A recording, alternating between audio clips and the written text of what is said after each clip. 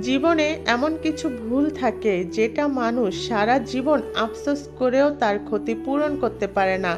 মৃত্যুর আগ পর্যন্ত তার সেই ভুলের কথা মনে পড়ে, যেমন আমি করেছিলাম 2024 সালে। আমার জীবনে অনেকগুলো ভুলের মধ্যে এটা ছিল সবচাইতে বড় ভুল, পরকে আপন ভেবে বিশ্বাস করে।